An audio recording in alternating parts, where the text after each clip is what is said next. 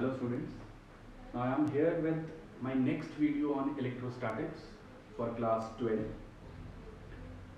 Here we will start a new section which will deal with electric flux.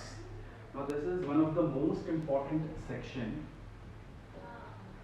because from this section you are bound to get questions in the CBSE exam as well as in your competitive exams. So this is the most important section. All the sections are important, but you will have to pay some more emphasis on this section. Now, before studying electric flux, we need to understand two things. First is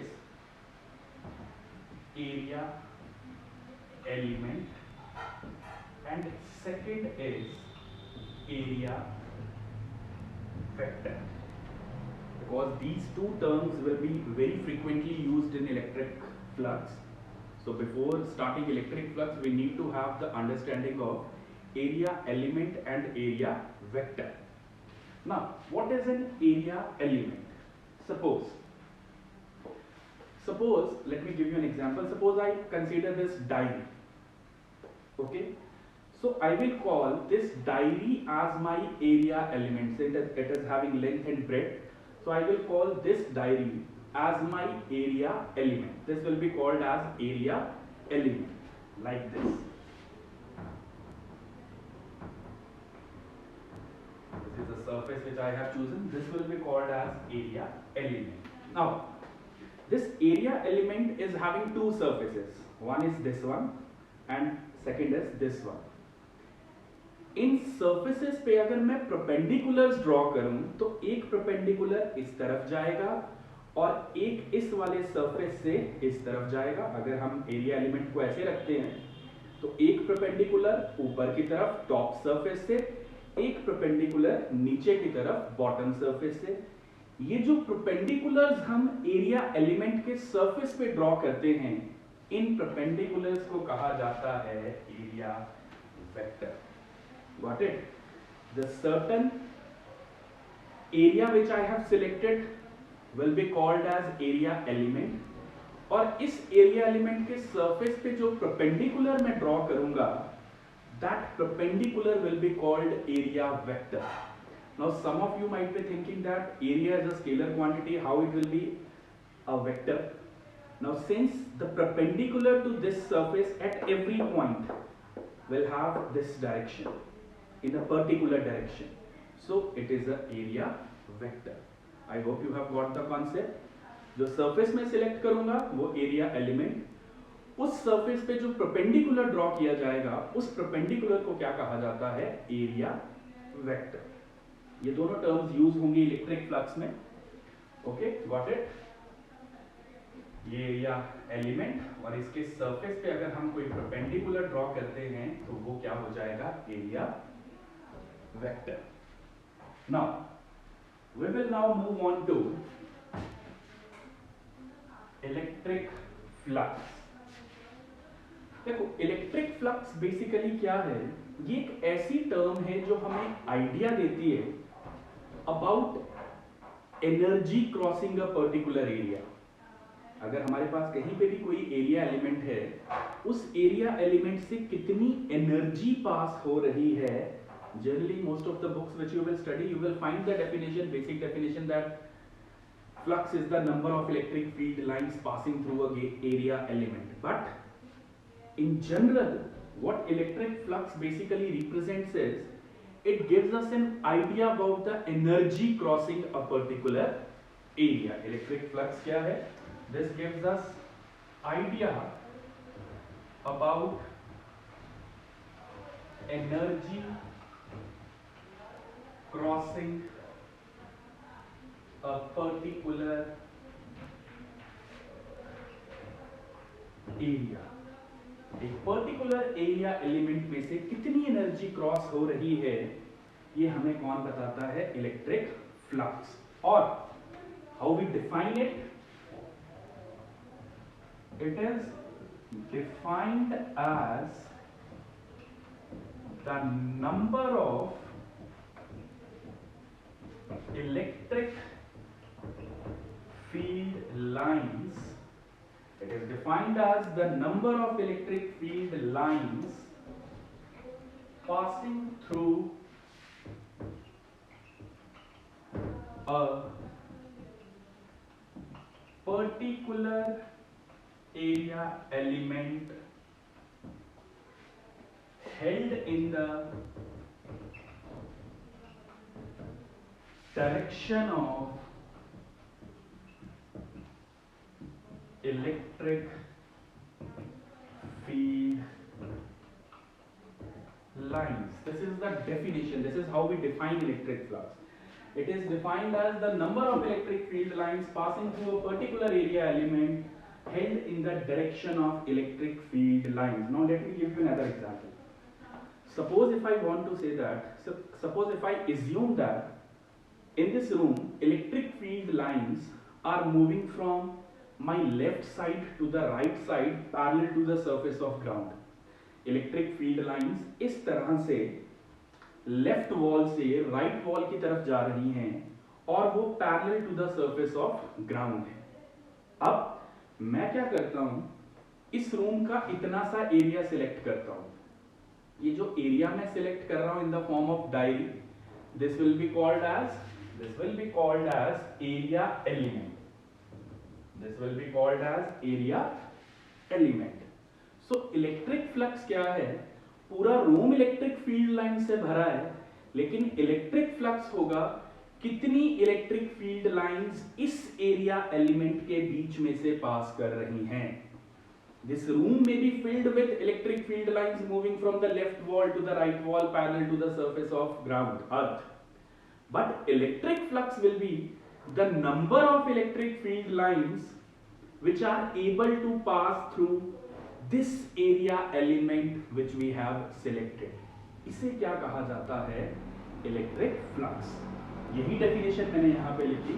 It is defined as the number of electric field lines passing through a particular area element held in the direction of electric field lines. It is a scalar quantity. ये एक scalar quantity है और इसे denote किया जाता है generally by this symbol phi of E. E stands for electric flux. So it is denoted by phi of E. Similar to this concept you will study in magnetic effects of current, that will be magnetic flux. We will deal with it later on. So it is a scalar quantity that is denoted by phi of E. इसे हम phi of E से denote करते हैं. अब suppose करते हैं मेरे पास ये एक एरिया एलिमेंट है, मैं इसे नाम देता हूं S. इसकी एक स्मॉल सेक्शन को कंसीडर करता हूं. इस स्मॉल सेक्शन ये है ds. मैंने एक एरिया एलिमेंट लिया S, उस एरिया एलिमेंट की एक स्मॉल सेक्शन को कंसीडर किया ds और इस ds पे परपेंडिकुलर वेक्टर ड्रॉ करता हूं dA. This is perpendicular vector and will be called as what, area vector. इसे क्या कहा जाएगा, area vector. I told you the perpendicular to the surface of area element is called area vector. So since S is the total area element and we are considering a small section of this area element, so इसमें से जो flux pass करेगा वो भी small होगा. So small amount of flux is denoted by d of phi E, because in physics you very well know that first we calculate the small change and then we integrate and calculate the total change. तो मैंने area element S लिया, उसका small surface ds consider किया, उस पे surface पे जो perpendicular vector है वो dA है. तो इलेक्ट्रिक फ्लक्स कैसे कैलकुलेट किया जाता है, small amount of electric flux will be E dot,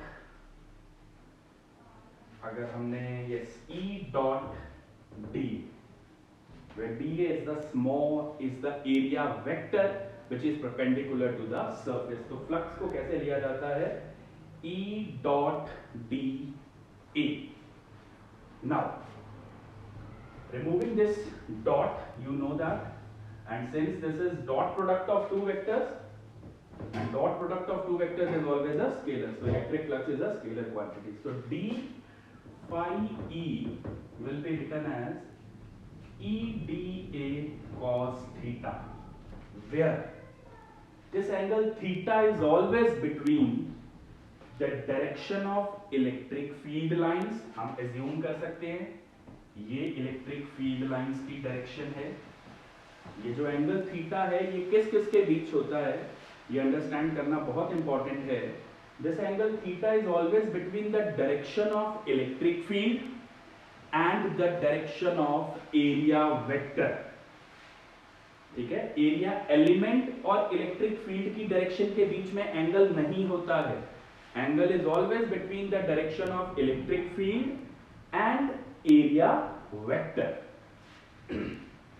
Let this be your equation number 1. This becomes EDA cos theta, where theta is the angle between the direction of electric field and the direction of area vector, which is perpendicular to the area element. So, depending upon theta,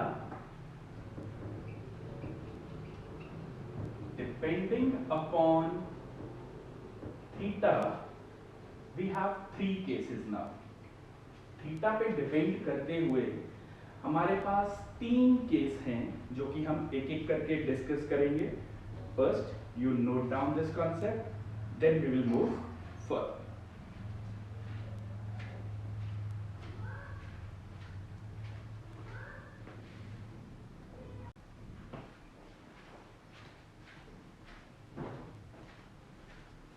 Now, we have got small amount of electric flux d phi e is equal to EDA cos theta. I told you angle theta is between the direction of electric field lines and area vector. Now, depending upon this theta, we have three cases. First case will be when your angle theta is 0 degree. अब ये angle theta 0 कब होगा? ये angle theta 0 तब होगा जब area vector और electric field lines की डायरेक्शन क्या हो, सेम. जैसे वही चीज, electric field lines are moving from the left wall to the right wall parallel to the surface of earth. This is the area element. ये area element मैंने ऐसे रखा है, इलेक्ट्रिक फील्ड लाइंस के कैसे रखा है, परपेंडिकुलर. अब इस पे जो परपेंडिकुलर तुम ड्रॉ करोगे इस सरफेस पे, वो इस डायरेक्शन में जाएगा. This will be your area vector. तो एरिया वेक्टर और इलेक्ट्रिक फील्ड की डायरेक्शन में कितना एंगल हो गया, 0 degree. It means that when theta is 0 degree, area element, that is area element is held perpendicular to the direction of electric field lines. एक बार फिर repeat कर रहा हूं, electric field lines left wall से right wall की तरफ जा रही हैं. एज्यूम करो तुम्हारे रूम के बीच में तुमने एरिया एलिमेंट को रखा इलेक्ट्रिक फील्ड लाइंस के परपेंडिकुलर. तो देखो इलेक्ट्रिक फील्ड लाइंस ऐसे जा रही हैं और ये परपेंडिकुलर है. इसके इस वाले सरफेस पे परपेंडिकुलर वेक्टर बनाओ तो वो यहां जाएगा. इलेक्ट्रिक फील्ड की डायरेक्शन भी यही, परपेंडिकुलर वेक्टर की डायरेक्शन भी यही. तो एंगल कितना हो गया, 0. मैंने वही लिखा, व्हेन थीटा इज 0 डिग्री. कब होगा ये, when area element is held perpendicular to the direction of field lines. क्योंकि अगर एरिया एलिमेंट परपेंडिकुलर रखोगे तो एलिमेंट पे जो एलिमेंट के सरफेस पे जो परपेंडिकुलर एरिया वेक्टर जाएगा उसकी और फील्ड लाइंस के बीच में एंगल कितना होगा, 0 डिग्री होगा. So put in 1. इसे अगर हम फर्स्ट में सब्स्टिट्यूट करें तो small amount of electric flux आ गया EDA cos 0 and cos 0 you know that is 1. So ये आया EDA. This is called maximum positive flux. इसे क्या कहा जाता है, मैक्सिमम पॉजिटिव फ्लक्स. और याद रखना पॉजिटिव फ्लक्स हमेशा आउटवर्ड फ्लक्स होता है. आउटवर्ड फ्लक्स मतलब फील्ड लाइंस एरिया एलिमेंट में से बाहर निकल रही हैं. ठीक है, So this is called maximum positive flux or this is always outward flux. ये था case 1. Now case 2, when theta will be 90 degree. अब theta 90 कब होगा? थीटा 0 और थीटा एंगल होता है इलेक्ट्रिक फील्ड और एरिया वेक्टर के बीच. तो हमने देखा थीटा 0 तब होगा जब एरिया एलिमेंट को इलेक्ट्रिक फील्ड के परपेंडिकुलर रखा जाए, तभी एरिया वेक्टर इलेक्ट्रिक फील्ड की डायरेक्शन में जाते हुए एंगल 0 डिग्री बनाएगा. अब मुझे इलेक्ट्रिक फील्ड और एरिया वेक्टर में एंगल कितना चाहिए? 90 degree.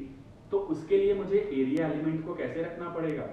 Parallel to electric field, क्योंकि तभी इसके सरफेस का जो परपेंडिकुलर एरिया वेक्टर है वो ऊपर जाएगा और इलेक्ट्रिक फील्ड जा रही है लेफ्ट टू राइट, तो दोनों में एंगल कितना हो गया?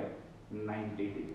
सो when theta is 90 degree, that is area element is held parallel to the direction of electric field lines. Area element is held parallel to the direction of electric field lines. If I put it in one, what you will get is d phi e is equal to e dA cos 90, और cos 90 0 होता है तो flux कितना हो गया? 0. This is called your zero flux. इसे क्या कहा जाता है? जीरो फ्लक्स कहा जाता है, क्योंकि इलेक्ट्रिक फील्ड लाइंस कितना एरिया एलिमेंट में से पास करती हैं वो इलेक्ट्रिक फ्लक्स है.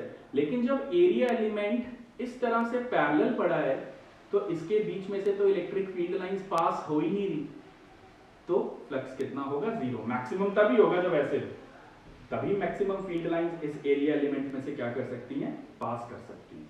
Now moving on to case 3. I hope it is visible to you because I am again repeating it that this is just a stopgap arrangement. This is not my personal studio. This is just a stopgap arrangement which has been made due to the pandemic COVID-19, and it didn't give me any time to have a setup, proper setup for having a YouTube studio. So I am making these videos with whatever resources I have. I hope you all will cooperate. So case 3. Case 3 is when theta is 180 degree. अब ये 180 degree कब होगा? देखो 180 degree होगा, area element को perpendicular ही रखा, लेकिन इस बार इस वाले, पहले हमने परपेंडिकुलर किस सरफेस पे लिया था? इस सरफेस पे, इस तरफ. अब परपेंडिकुलर इस सरफेस पे लेंगे और वो इस तरफ जाएगा. So area vector is moving from right to left and electric field lines are moving from left to right, तो दोनों में एंगल कितना हो गया? 180 डिग्री. इसे भी जब तुम पुट इन 1 करोगे तो d phi e आ जाएगा e dA cos 180 degree. Cos 180 you all know that is what? -1. So the flux which you will get will be minus EDA. This is again maximum, लेकिन कौन सा flux? Negative flux. और याद रखना negative flux हमेशा कौन सा flux होता है? Inward flux. यहां से इलेक्ट्रिक फील्ड लाइंस हमेशा कहां जाएंगी? अंदर की तरफ, क्योंकि इस सरफेस पे परपेंडिकुलर लिया है, इस डायरेक्शन में फील्ड लाइंस ऐसे जा रही हैं, ये inward flux. So whenever your flux comes out to be positive, it is always outward flux, and whenever your flux comes out to be negative, it is always inward flux. And whenever your flux is 0, it means that no electric field lines have passed through the area element. Now talking about unit, अगर हम unit की बात करें electric flux का, तो unit क्या होगा? देखो यहीं से चेक करते हैं. It was E dot dA, electric field into area. Electric field का unit, you know that it's Newton per coulomb, isn't it? याद करो इलेक्ट्रिक फील्ड इंटेंसिटी की definition, it was force experienced by a unit positive charge F upon Q, F का unit, force का unit newton, charge का unit coulomb, so newton per coulomb, और area का unit metre square. So unit for electric flux is newton per coulomb per metre square. ठीक है, I am going to repeat it again. When area element is held perpendicular to the direction of electric field lines, the angle between area vector and electric field lines is 0 degree. So flux is maximum, that is outward. When area element is held parallel to the direction of electric field lines, area vector is perpendicular to field lines theta 90, flux 0. When it is held anti-parallel to the direction of field lines, perpendicular goes in this direction, electric field opposite to it, flux is negative, and the negative flux means it is inward flux. You can again rewind the video, note down this, and after this we will do certain numericals based on the concept of electric flux.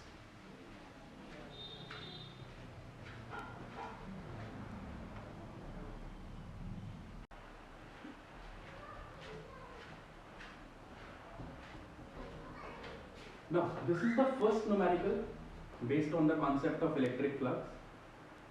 This has been frequently asked in the examinations, CBSE, as well in the state board examinations.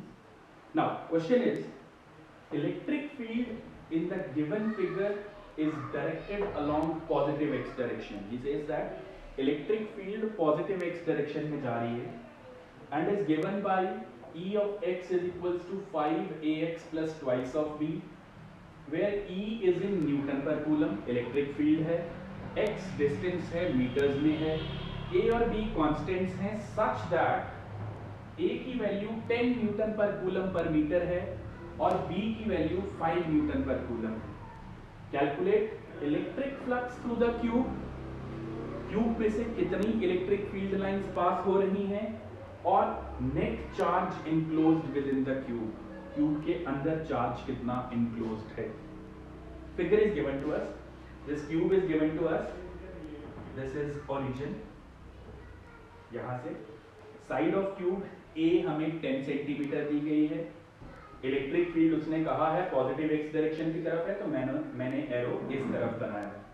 Now remember one thing, अगर तुम्हें 3 special cases of electric flux याद हो तो electric flux maximum कब होता है, maximum और positive कब होता है, जब एरिया एलिमेंट को फील्ड लाइंस के परपेंडिकुलर रखा जाए.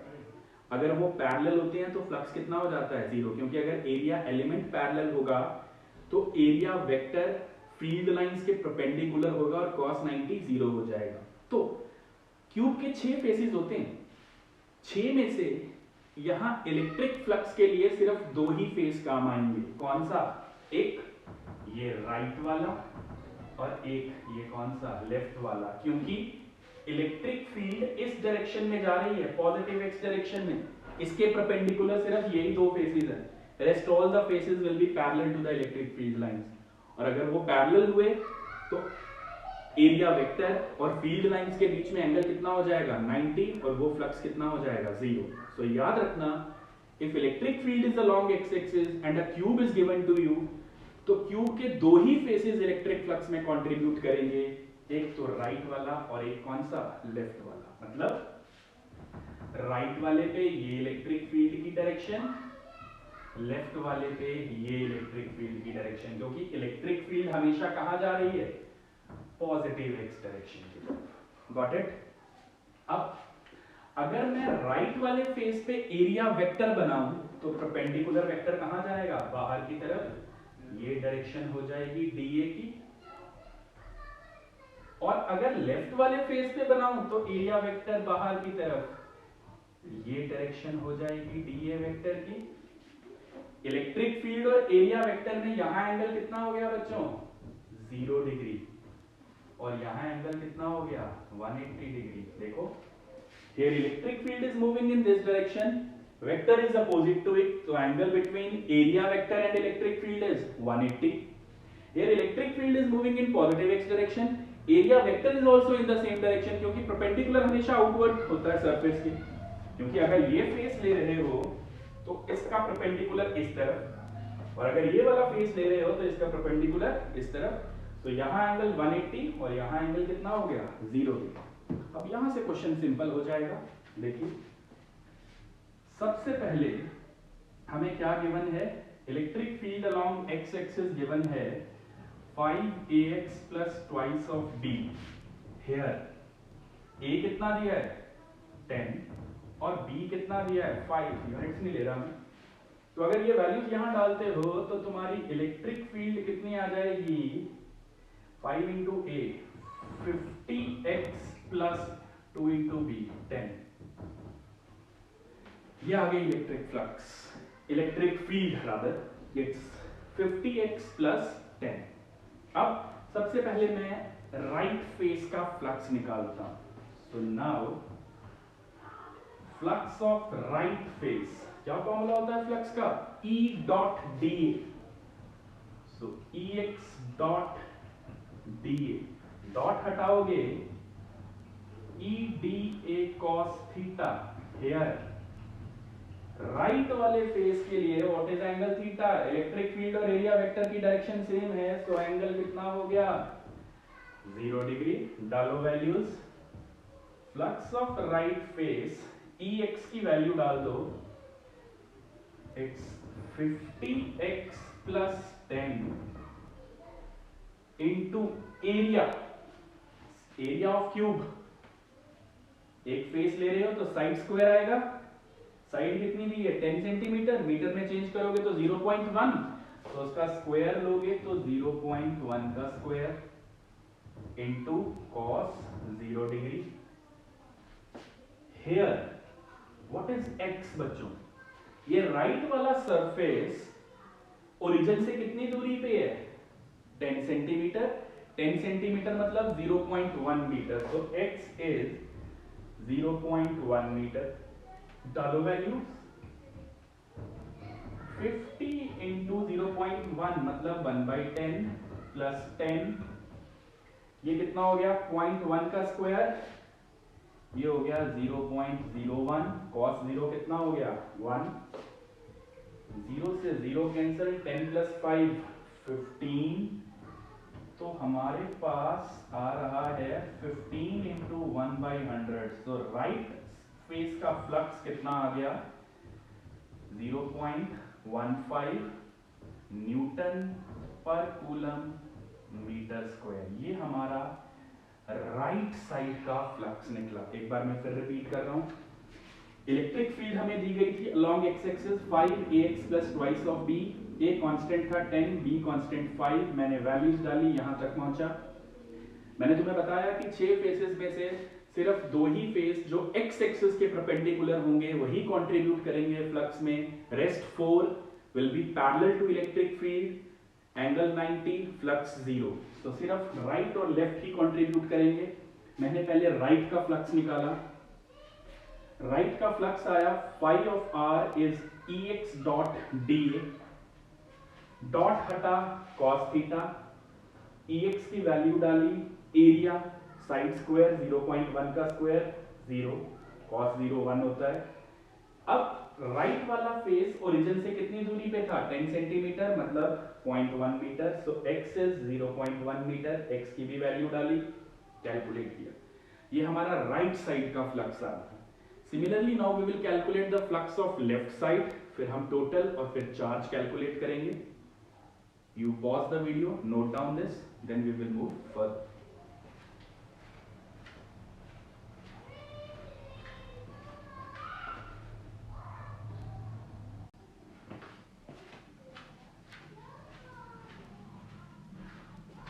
Now let's calculate the flux of left side. So phi of L will be Ex dot dA. This will be Ex dA cos 180.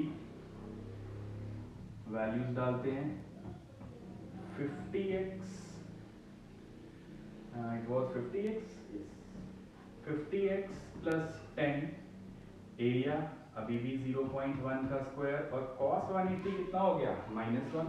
180 क्यों आया? Electric field is along positive x direction and area vector is just opposite to it. So here x कितना है 0 because this face is lying at origin. So यहां से तो distance travelled है ही नहीं. सो यहां पे x कितना है 0. तो फाई एल इस वाले सरफेस के लिए x 0 ओरिजिन पे है, इस वाले फेस के लिए साइड दैट वाज 10 सेंटीमीटर. तो ये कितना आ गया हमारे पास? ये आ गया 50 इंटू 0 प्लस 10 इंटू 0.01. ये माइनस यहाँ आ गया. So this is minus 10 into 1 by 100. So this is minus 0.1. So flux of left surface is minus 0.1 Newton per Coulomb meter square. ये लेफ्ट वाली सरफेस का फ्लक्स आ गया. So total flux will be right plus left. What was flux of right? 0.15 plus minus 0.1. तो solve किया जाए जरा इसे. It's 0.15 minus 0.1. I think it's 0.10. It's minus 0.05 Newton per coulomb metre square. और देखिए लेफ्ट साइड का फ्लक्स नेगेटिव आ रहा है, मतलब ये कौन सा है? इनवर्ड, इलेक्ट्रिक फील्ड इनवर्ड है. और राइट साइड का फ्लक्स पॉजिटिव आया था 0.15 outward. You can check the calculations. ये हमारा टोटल फ्लक्स निकला. Now to calculate second part that was total charge enclosed by the surface, उसके लिए हम एक फॉर्मूला यहां भी फिलहाल याद रखेंगे. Derivation will be in the next lecture, that is Gauss theorem. So for second part electric flux हमेशा Q अपॉन एप्सिलॉन 0 होता है. ये हम we will do in the next video when we will do Gauss theorem. ये flux पे based numerical थे तो मैंने यहीं पे करवा दिया, लेकिन generally he asks you to calculate the total charge enclosed within the surface. तो मैं ये फॉर्मूला तुम्हें पहले बता रहा हूँ. How this formula comes we will do in the next class. तो टोटल फ्लक्स का फॉर्मूला होता है, या इलेक्ट्रिक फ्लक्स का फॉर्मूला होता है Q upon epsilon 0. Now total flux you have calculated, it's minus 0.05. Is it coming negative or not? 0.1. It's positive, I think. Yes, it's positive. So 0.05 is equal to Q. Epsilon naught की value तुम जानते हो, 8.854 into 10 to the power minus 12. Cos multiply करो, Q देखो कितना आ रहा है जरा, and let me check.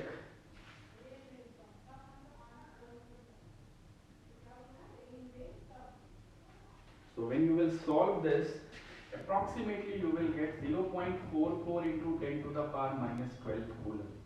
This will be your answer. This formula you have to keep in mind for this lecture. In the next lecture you will get how this formula comes. So look at how I have solved this numerical. Then we will solve another similar numerical but of a different type. Pause the video and note down this.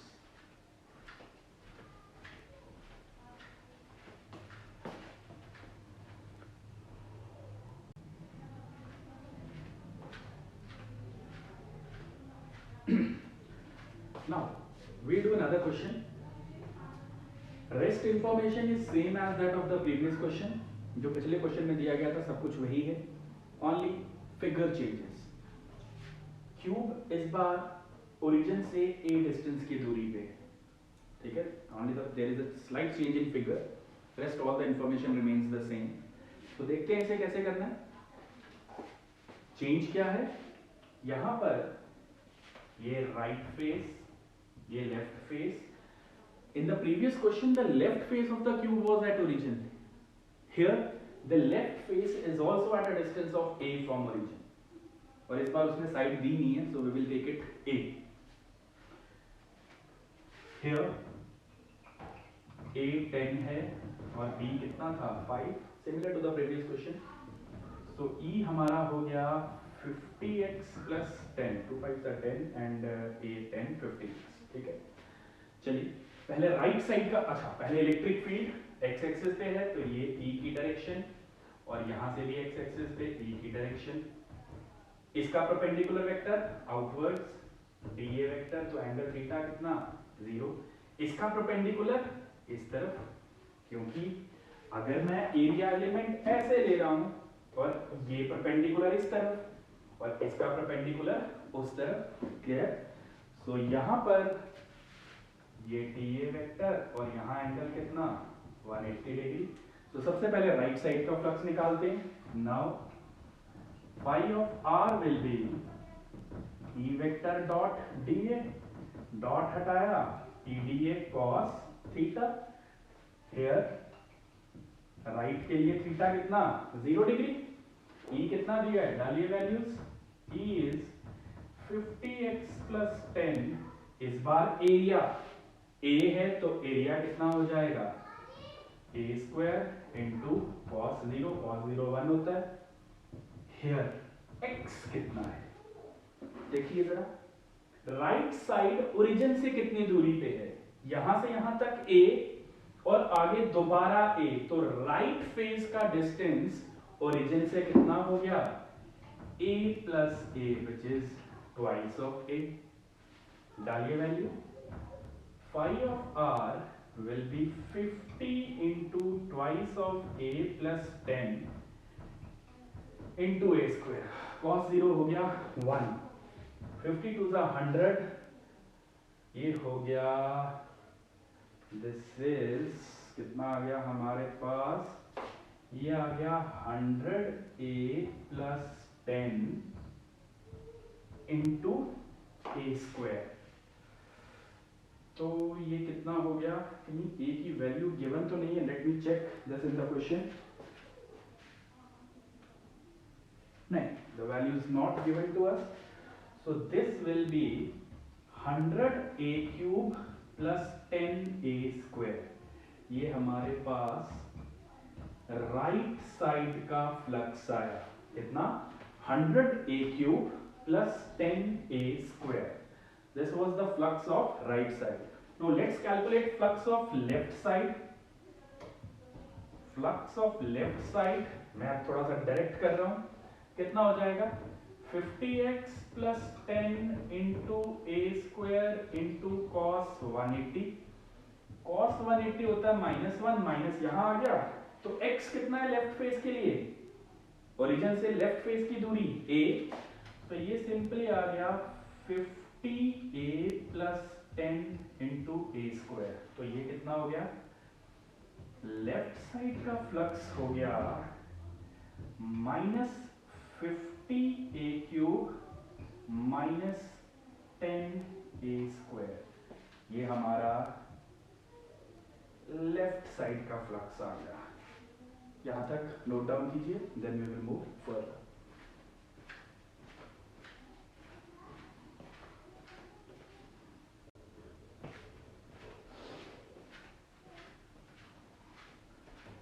Now we have found the right and the left flux. Now we will find now the total flux. It will be right surface flux plus left surface flux. Right का flux कितना था 100A cube plus 10A square, left का 50A cube minus 10A square। Check करते हैं जरा, 10A square plus का minus का cancel, तो टोटल फ्लक्स आ रहा है 100 माइनस 50A क्यूब, ये आ गया टोटल फ्लक्स। सेकंड पार्ट में क्या फाइंड करना होता है, टोटल चार्ज इनक्लोज्ड, फॉर्मूला बताया तुम्हें Q अपॉन एप्सिलॉन 0, तो Q कितना हो गया टोटल फ्लक्स इनटू एप्सिलॉन 0 की value,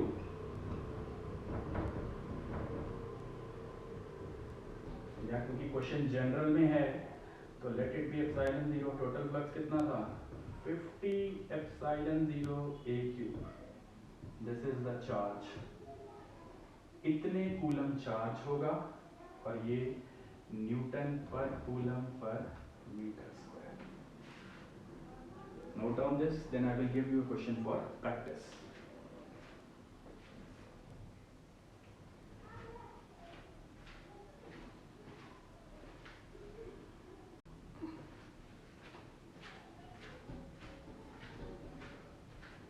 Now here is another numerical for you. This is for your own practice. This you will do yourself. The electric field components in the figure are Ex, means electric field is along x-axis, alpha into x power 1 by 2, Ey 0, Ez is 0, alpha की value दी गई है 800 Newton per coulomb per metre की power -1/2. Consider the cube shown in the figure. Calculate A part, total flux through the cube. B part, total charge within the cube. Assume that A is 0.1 meter. So the figure is given to you. Now this you will do yourself.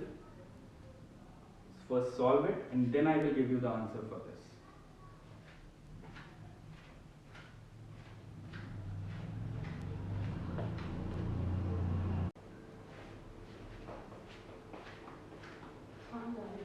Now, here is the next question based on electric flux. An electric field is uniform and is given by E equals to 200 I cap Newton per coulomb for x greater than 0. I cap here is giving the direction, it's positive x direction. And for -200 I cap Newton per coulomb, -200 means negative x axis for x less than 0. Obviously यहाँ से x greater than 0 हुआ, यहाँ से x less than 0 हुआ. A right circular cylinder of length 20 cm, center से divide किया 10-10 हो गया. Radius 5 cm has its center at origin and its axis along x-axis. X-axis पे axis है, so that its one face is at 10 cm. ये एक face origin से 10 और दूसरा -10 बेसिकली बता रहा है नेगेटिव एक्स डायरेक्शन है. As shown he says what is net flux and what is charge enclosed in the cylinder. First you note down this question in figure, then I will rub the question and solve it for you.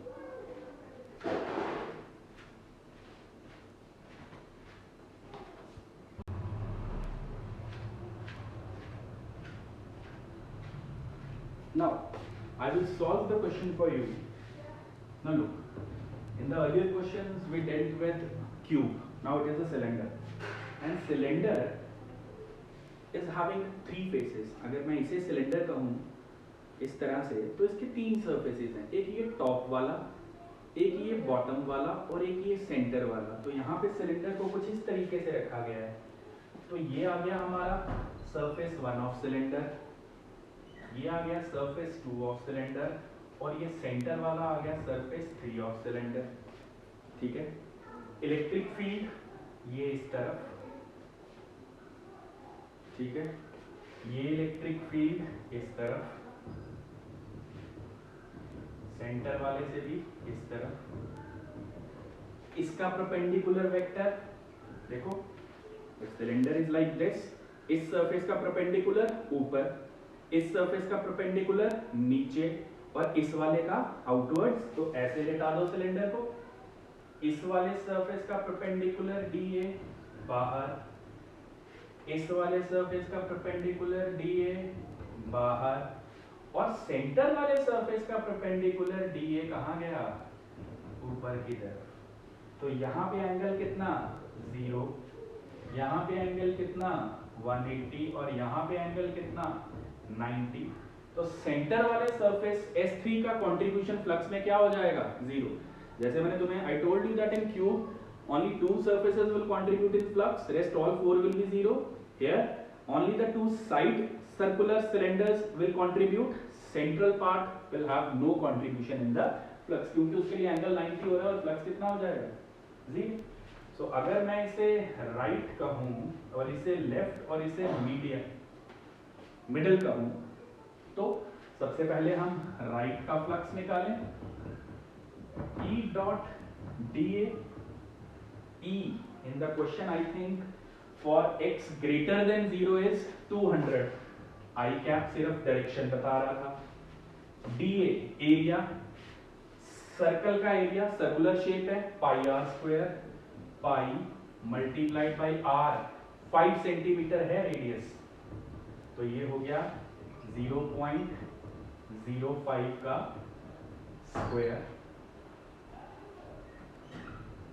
Into cos 0 degree. Right के लिए angle कितना बन रहा है 0। Solve it, कितना आया right का flux 200 into pi into 5/100 into 5/100 into cos 0 1, 0 से 0, ये आ गया 5 5 जा 25, 25 2 जा 50, 50/100 हो गया 0.55, ऐसे ही हुआ 5 5 जा 25, 50/100 0 गया 0.5 पाई। Units you know it's newton per coulomb per metre square. इसी तरह से अगर हम लेफ्ट का फ्लक्स निकालें तो क्या आएगा, E डॉट dA, E -200 दिया है for x less than 0, area फिर से 0.5 इंटू 0.05 का स्क्वायर, पाई आर स्क्वायर है तो इंडिविजुअल स्क्वायर जाएगा, इंटू मुझे थोड़ा सा रब करना पड़ेगा, चलिए cos 180 डिग्री, cos 180 होता है -1, इस वाले माइनस को प्लस करेगा, 200 इंटू पाई इंटू 5/100 इंटू 5/100, 2 0 से 2 0, ये दोबारा कितना आ गया, उतना ही 0.55, ये किसका लेफ्ट का निकल गया। अब जरा मिडल पोर्शन का निकालते हैं, मिडल पोर्शन का E dA cos कितना 90 और cos 90 होता है 0, तो सेंट्रल पोर्शन का फ्लक्स कितना आ गया 0। तीनों सरफेसेस का निकाल लिया, लेफ्ट का, राइट का, मिडिल का, so total flux will be right plus left plus middle, so total flux will be 0.5 pi plus 0.5 pi plus 0, so total flux is your I think pi Newton per coulomb meter square, ये total flux निकल गया। Second part में क्या निकालना था, total charge, flux का formula Q upon epsilon 0, so this will be pi into epsilon 0 coulomb. This is your total charge enclosed by the circular cylinder. So this was the today's lecture, which was based on electric flux and finding total flux enclosed by the surface and total charge enclosed by the surface. These were the numericals which were based on electric flux. You can pause the video, watch it again, because all these numericals are very important. And in the next lecture now we will start with Gauss theorem and its application. This is also one of the most important lecture, so stay tuned for it. In the next lecture we will have discussion on Gauss theorem and its applications. Till then, stay safe, stay happy, जान है तो जहान है।